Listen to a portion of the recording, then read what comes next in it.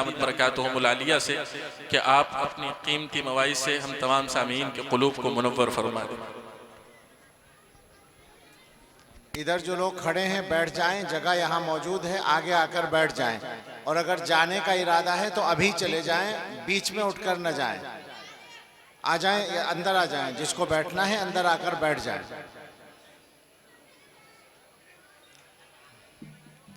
और जो बच्चे बातें कर रहे हैं वो समझ लें अब चुप रहना पड़ेगा वरना जाएं। मुझे चंद बातें करनी है उन लोगों से जिनका सुनने का इरादा हो। खुशामद किसी की नहीं करनी, जिसका 100 दफा सुनने का इरादा वो बैठे, खामोशी के साथ बैठे। आपसे कहा है मैंने, आप जो 3-4 आदमी खड़े हैं बैठ जाइए इधर।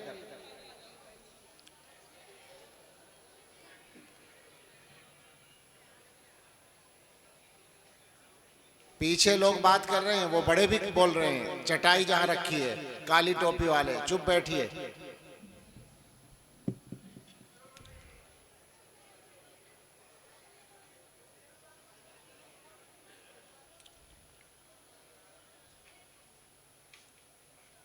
इधर खवातीन है क्या कहीं? अच्छा, आजकल मर्द भी खवातीन से कम थोड़ी हैं बातें बनाने में। जो बच्चे बोलने से रुकने पर कादिर नहीं हैं उन्हें उठा दो, और जो चुप हो सके उन्हें चुप कर लो। दरवाजे की तरफ आप खड़े हैं, अंदर आ जाइए, यहाँ सामने आ जाइए, क्यों खड़े हैं वहां?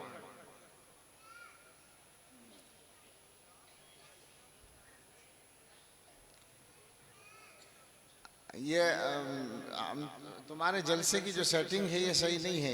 ये जगह स्टेज की सही नहीं है। स्टेज यहाँ बनाओ, ये स्टेज काफ़ी है, इसमें तख्त वगैरह की ज़रूरत नहीं है। बरामदा जो है आइंदा, और वहाँ बीच में कुर्सी रखो बोलने वाले के लिए, कोई तख्त ना बिछाओ, ये ऊंचा है बस, वो काफ़ी है। हम लोगों के शौक़ पूरा करने के लिए बहुत है वो। और मजमा इधर रहे सामने। बिस्मिल्लाहिर्रहमानिर्रहीम, अल्हम्दुलिल्लाहि रब्बिल आलमीन, वस्सलातु वस्सलामु अला सय्यिदिना व मौलाना मुहम्मदिन खातमिन नबिय्यीन व अला आलिहि व अस्हाबिहि अजमईन। अम्मा बाद फ़अऊज़ु बिल्लाहि मिनश शैतानिर रजीम। बिस्मिल्लाहिर्रहमानिर्रहीम। इन्ना अरदनल अमानता अलस समावाति वल अर्दि वल जिबाली फ़अबैन अन यहमिलनहा व अशफ़क़न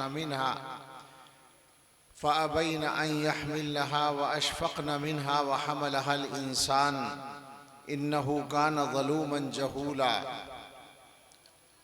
सदक़ल्लाहुल अज़ीम। क़ाल रसूलुल्लाहि सल्लल्लाहु अलैहि वसल्लम, मन आताहुल्लाहुल क़ुरआन सुम्मा अलिमा अन्ना अहदन ऊतिया खैरम मिन्ह फ़क़द हक़्क़र मा अज़्ज़महुल्लाह, औ कमा क़ाल अलैहि सलातु वस्सलाम। अल्लाहुम्मा सल्लि अला सय्यिदिना मुहम्मद व आलिहि व अस्हाबिहि व बारिक वसल्लिम। अल्लाह ताला का शुक्र अदा करते हैं कि एक बार फिर आपके यहाँ हाजिर हैं, आपसे बात करने का मौका मिला है। बहुत सी बातें हैं जो कहने की हैं और कही जा सकती हैं, लेकिन ज़रूरत के तहत यहाँ से मैं लंबी बात नहीं करूँगा। 15-20 मिनट में 2-4 बातें कहनी हैं, ज़रा गौर से सुन लें। पहली बात तो ये है कि इस मिजाज को बदलें जो हम सब ने इख्तियार कर रखा है कि हम हर चीज़ को तकरीब की तरह मनाते हैं। ये मनाने का सिलसिला बंद करें। हमारे जलसे भी मनाए जाते हैं, हमारी शादियां भी मनाई जाती हैं, हमारे त्यौहार भी मनाए जाते हैं, हर चीज़ हमारे यहाँ मनाई जाती है। हद तो ये है कि अब तो जनाजा भी, जनाजे की तकरीब अगर उसको कह सकें, चूँकि मनाते हैं लोग, बाकायदा ताज़ियत के लिए ड्रेस तैयार होती है बड़े लोगों के यहाँ, जो उस मौके के मुनासिब हो, काले रंग की और फला रंग की। तो हर चीज़ को मनाने का जो ये मिजाज है, इसे छोड़कर काम पर आइए। मदरसे का जलसा है, आप यहाँ दस्तार बंदी के वक्त में बच्चों के साथ मोहब्बत का इजहार कर रहे हैं। मुबारक, हम पसंद करते हैं कि आपको बच्चों से मोहब्बत है। हाफिज़ों से आप मोहब्बत का इजहार कर रहे हैं, आप बच्चों के हाफिज बनने पर खुशी का इजहार कर रहे हैं, बहुत मुबारक। मगर ईमानदारी से बताएं, क्या वाकई दिल से कर रहे हैं? दिल से अगर कर रहे हैं तो खुद पढ़ने का इरादा क्यों नहीं है?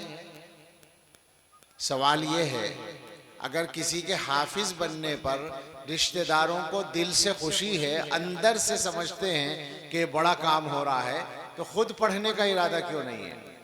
खुद नाजरा भी नहीं पढ़ेंगे, हाफिज की पगड़ी बांधने की वीडियो बनाई जाएगी, बस इजहार किया जाएगा मोहब्बत का। सोचिए ईमानदारी से, मैं गलत कह रहा हूँ क्या? क्या हर मुसलमान के लिए कुरान पढ़ना ज़रूरी नहीं है? मैं आपको बता रहा हूँ, कुरान की एक मिकदार जो नमाज के लिए ज़रूरी हो, उसका पढ़ना फ़र्ज़ ऐन है हर मुसलमान के लिए। कितनों ने पढ़ रखा है?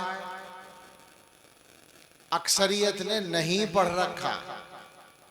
और क़यामत के दिन अल्लाह के नबी सल्लल्लाहु अलैहि वसल्लम शिकायत करेंगे कि या रब्बी इन्न कौम इत्तखज़ू हाज़ल कुरान महजूरा, ए मेरे रब, मेरी कौम ने इस कुरान को छोड़ रखा था। कौन जवाब देगा? जवाब देने की हिम्मत बनेगी? जब छोड़ ही रखा है तो कैसे जवाब बनेगा? और फिर उसकी जो सज़ा होगी उसको कौन भुगतेगा? लिहाजा पहली बात यही है, कुरान की अज़मत दिल में रखिए और उस अज़मत को यहाँ तक ले जाइए। ये बच्चे बातें कर रहे हैं, दो बच्चे।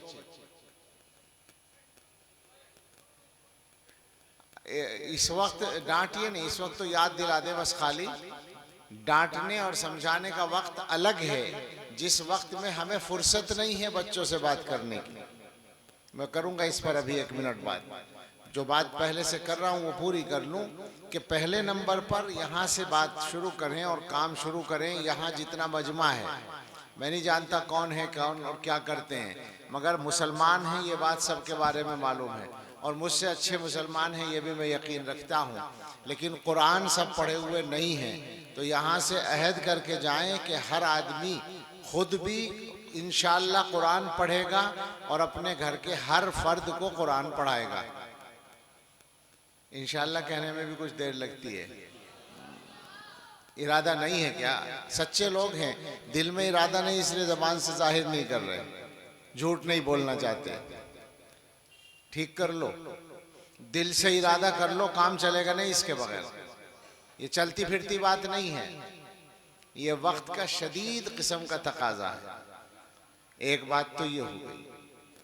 दूसरी बात वही है जो छिड़ गई थी अभी, बच्चों पर ध्यान देने की आदत डालिए।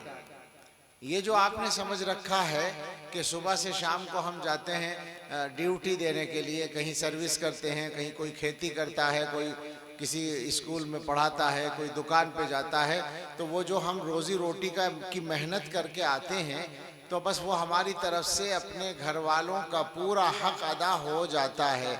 ये जहन से निकाल दें, ये पूरा हक अदा नहीं हुआ। इनका इससे बड़ा एक और हक है जिसकी हमें और आपको आम तौर से फुर्सत नहीं है या समझ नहीं है, और वो ये है कि अल्लाह ने एक ड्यूटी लगाई है अपने आप को और अपने घर वालों को दोज़ख की आग से बचाने की। बताओ ये ड्यूटी पसंद है या नहीं, जरूरी है या नहीं? क्या कोई तैयार है अपने आप को या बच्चों को दोज़ख में भेजने के लिए? अब उर्दू ही में बात करनी पड़ती है, इसके बगैर काम नहीं चलता। अल्लाह ताला फरमाते हैं कि अपने आप को और अपने घर वालों को आग से बचाओ, ये ड्यूटी है।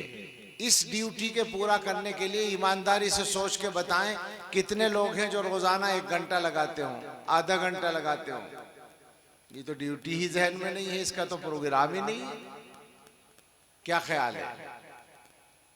इसी का नतीजा है कि बच्चे खराब हो रहे हैं, और बच्चों के खराब होने की अब इंतहा ये हो गई है कि इनके बिगाड़ को कोई दुनिया की ताकत रोक नहीं सकती, सिवाय इसके कि आप होश के नाखून ले लें। माँ बाप कोई ताकत नहीं रोक सकती, इसलिए कि जिन ताकतों को रोकना चाहिए था, उलमा मेरी इस बात पर ध्यान दें, जिन ताकतों को रोकने का काम करना चाहिए था वो तो शैतान के हाथ में है इस वक्त, और उन्होंने बेड़ा गर्क करने का प्रोग्राम बना रखा है।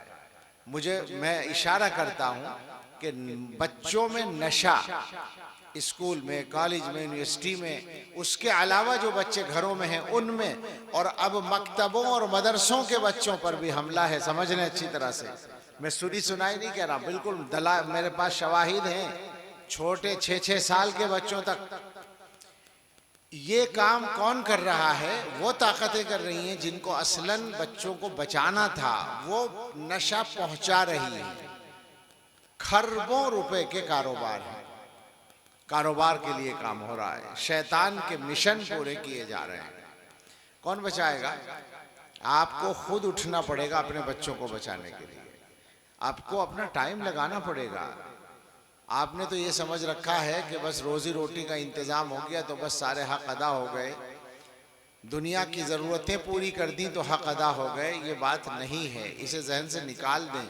जितने लोग यहाँ बैठे हुए सुन रहे हैं वो अपने जहन को बदल कर आज से ही अपने घर का निज़ाम बदलें, अपने घर वालों को समझाएं और इस पर काम करें बाकायदा कि अपने बच्चों की दीनी तरबियत करनी है। ये ऐसे नहीं है कि आप सुन के कह दें वही अच्छी बात है, सही कह रहे हैं मौलवी साहब, ऐसा नहीं है। इस पे अमल करना ही पड़ेगा, अमल करना पड़ेगा। और अमल करने के लिए एक ताउन तो उलमा से, मदरसे वालों से, पढ़ाने वालों से लेना पड़ेगा कि आप अपने बच्चे को मकतब में पहुंचाएं। उलमा लग गए हैं अल्हम्दुलिल्लाह। मुझे इस पर मैं ये बात किसी दर्जे में इत्मीनान के साथ कहता हूँ, किसी दर्जे में कहता हूँ भी डर रहा हूँ, लेकिन पूरे मुल्क में जमीयत उलमा हो या उसके अलावा इदारे और तंजीम दारुल देवबंद तो बहुत ज़माने से कह रहा है कि हर बड़ा मदरसा अपने बजट का 10% हिस्सा मकतब पर खर्च करे। तो मकतब कायम हो रहे हैं, हज़ारों लाखों मुख्तलिफ तंजीमें भी कर रही हैं, बाज़ अफराद अकेले भी कर रहे हैं और अलग अलग इलाकों के मदरसे भी कर रहे हैं। उन सब में बच्चों को जाना चाहिए। अभी तक आपके जो बच्चे स्कूलों में पढ़ते हैं उनमें से अक्सर बच्चे मकतब से बाहर हैं, थोड़े से पहुंचे हैं। अभी सबको पहुंचने की ज़रूरत है, हर बच्चे को पहुंचना पड़ेगा, इसके बगैर काम नहीं चलने वाला। अगर इनको मुसलमान बचाना है, अगर इनको मुसलमान बना के रखना है, अगर इनको हमेशा की दोज़ख से बचाना है तो इस पे आना पड़ेगा। ये तय करके रखिए। दुनिया की एक वो ताकत, मजहबी ताकत जो ईसाई मजहब की है, उसने अपने मजहब को फैलाने के मिशन बना रखे हैं, तालीमी मिशन के नाम से।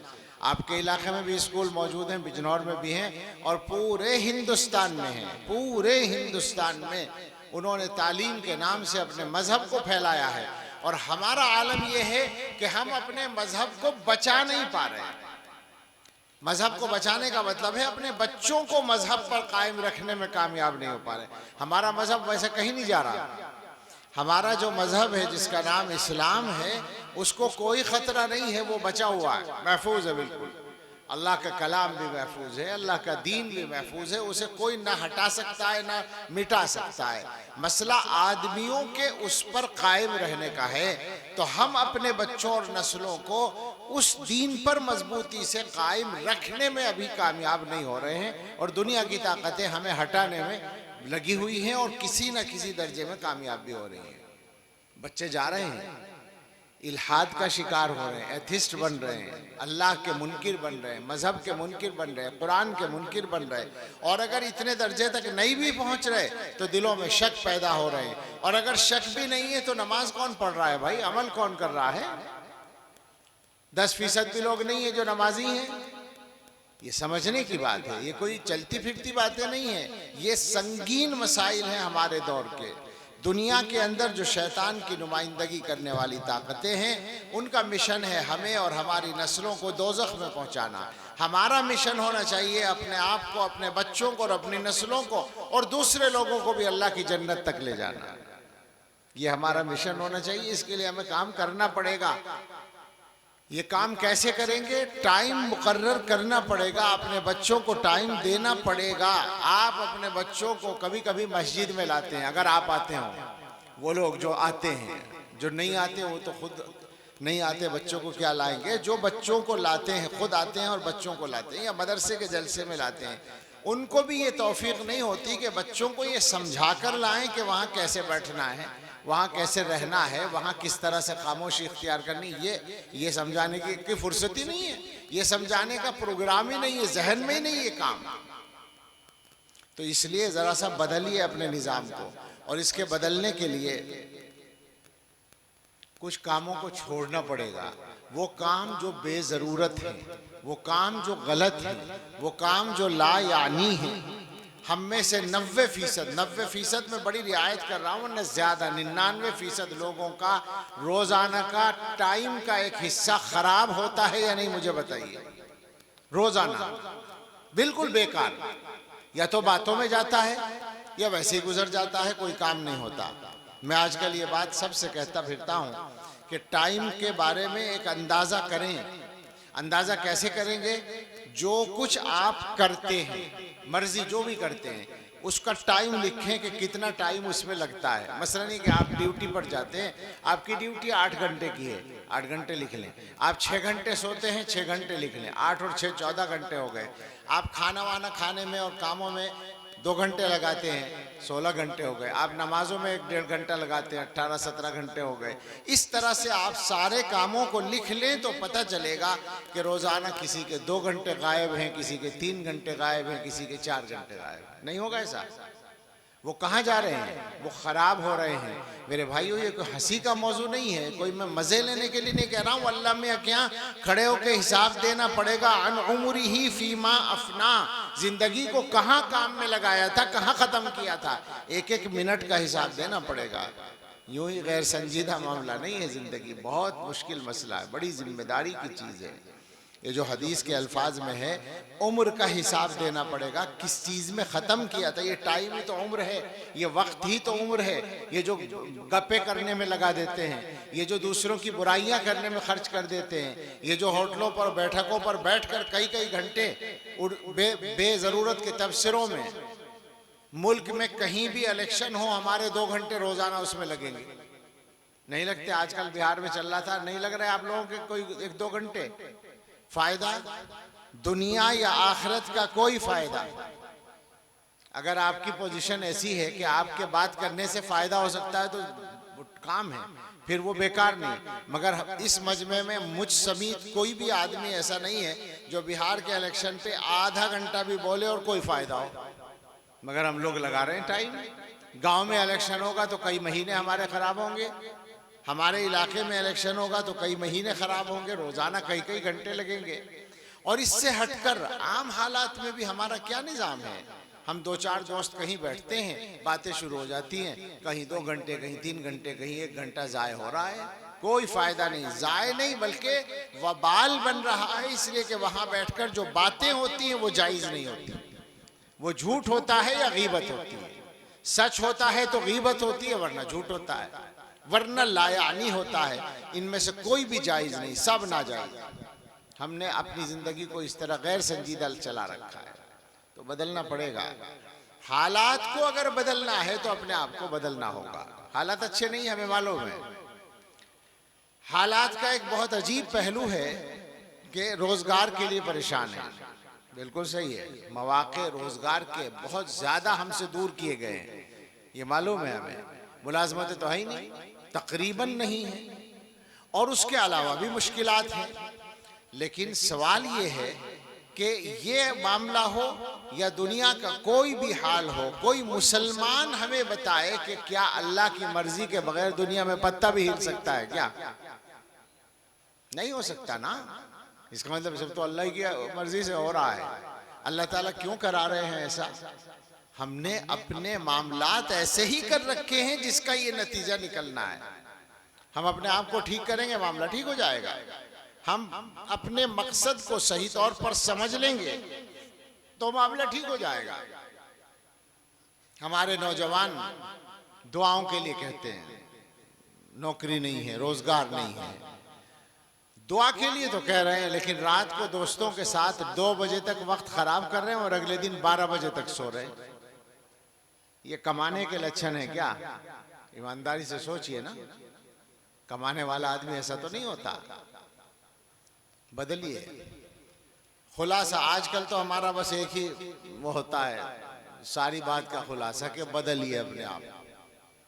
ईमानदारी से बताइए, बदलने की जरूरत है या नहीं?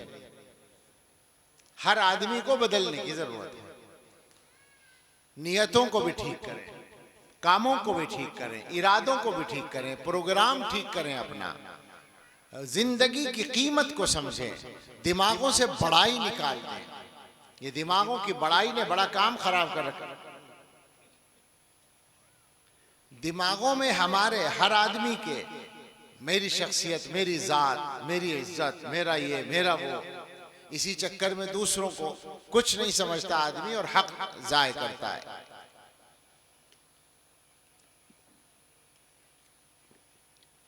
ये अना निकाल दें, इससे बहुत नुकसान है, जिंदगी खराब है, अल्लाह नाराज है। बंदे बन जाए, अल्लाह के बंदे बनकर जिंदगी गुजारें। जब अल्लाह का बंदा बन जाएंगे तो अल्लाह की बंदगी भी सही होगी और बंदों के हक भी अदा होंगे। अभी तो हमारी जिंदगी में दोनों पहलू कमजोर हैं। अल्लाह ताला से जो हमारा मामला है वो कितना खराब है, जरा सोचें। अल्लाह के साथ हमारा जो तरीका होना चाहिए उसमें कितना खलल है कि नमाज ही नहीं पढ़ते, हम आसानी के साथ नमाज छोड़ देते हैं। अल्लाह ताला के साथ हमारा ये रवैया है कि हम अल्लाह की नेमतों का शुक्र तो अदा करते ही नहीं हैं। अल्लाह ने जो दे रखा उस पर राजी नहीं है, इसलिए शुक्र नहीं करते। हम ये समझते हैं कि हमें कम दे रखा है, फला को ज्यादा दिया है, ना शुक्री कर रहे हैं।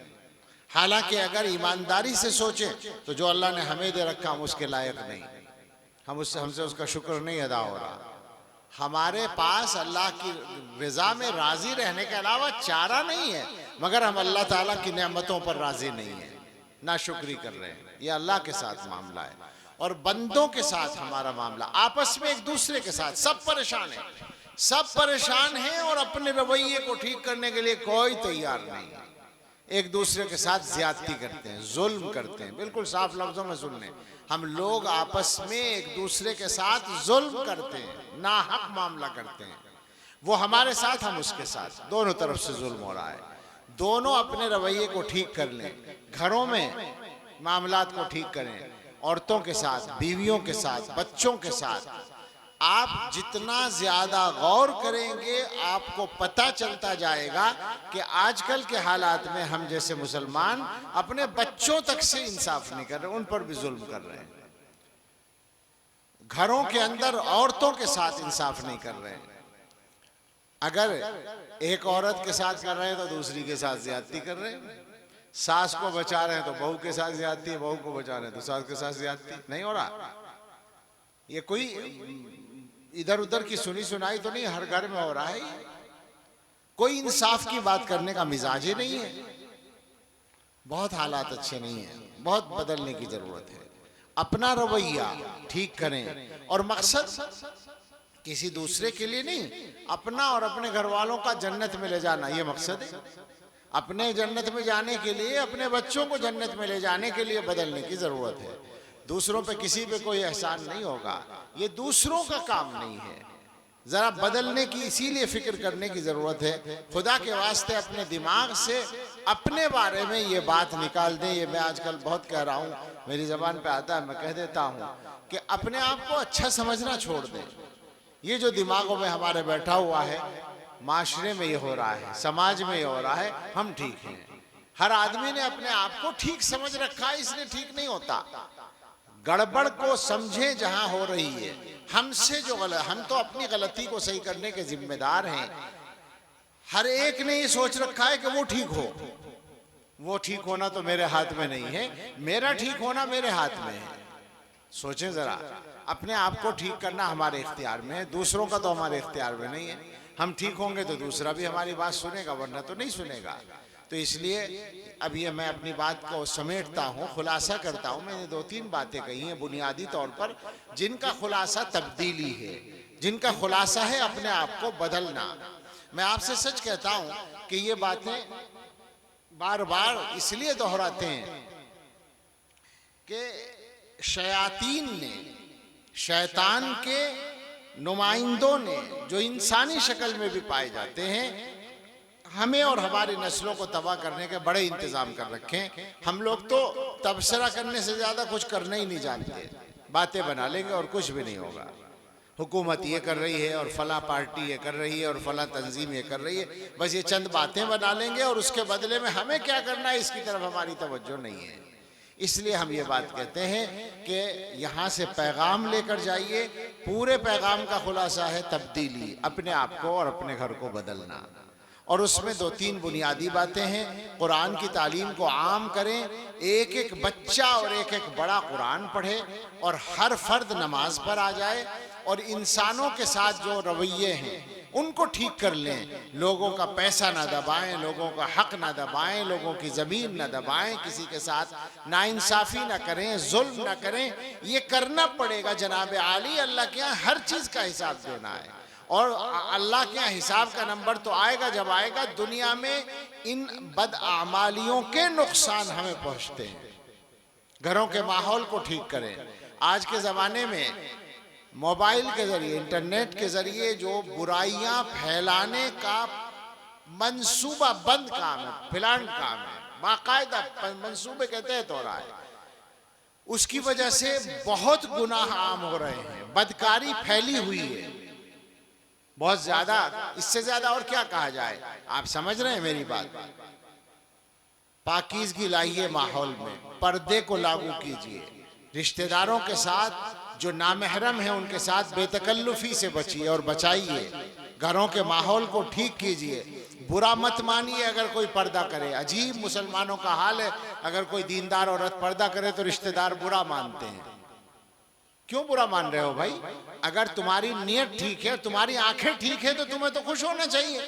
बुरा मानने का मतलब है कि तुम्हारी नजर खराब है और नुकसान हो रहा है उसका। मैं इसको जितना जी चाहे इस पर आप मुझसे बात कर सकते हैं, लेकिन खुलकर मजमे में तो इससे ज्यादा क्या कहा जा सकता है। माहौल खराब हो रहा है, उसको पाकीज़गी पर लाइए। अल्लाह की नाफरमानियां जब ज्यादा होती हैं और तौबा के बगैर होती हैं तो अल्लाह की तरफ से बहुत मुसीबतें आती हैं। अल्लाह की ज़ात बेनियाज है, हमेशा याद रखें। अल्लाह का दीन भी बेनियाज, अल्लाह की ज़ात भी बेनियाज। हम मोहताज हैं, हमें जन्नत में जाना है, जन्नत में जाना हमारी ज़रूरत है, हमें अपने आप को ठीक करना है। इसी का आखिर में मैं कहूँ, इसी का एक हिस्सा मदरसों का मामला है। मदरसों को चलाइए, मदरसे चल रहे हैं अल्हम्दुलिल्लाह। मदरसों वाले भी मदरसों को सही चलाएं और जो मदरसों के साथ वाले लोग हैं वो मदरसों को सही चलाने दें। इन उलमा को आज़ादी दें कि ये सही तरीके से चलाएं। जो उलमा सही चला रहे हैं उनकी तायीद करें, उनको मजबूत करें, उनको तक़वियत दें। जहाँ कहीं कोई कमी हो उसकी इस्लाह के लिए इखलास के साथ कोशिश करें। किसी को जलील करने का इरादा न करें, किसी को परेशान करने के लिए नहीं, बल्कि महज इस्लाह के लिए से काम करें अगर आपका ये मकाम है।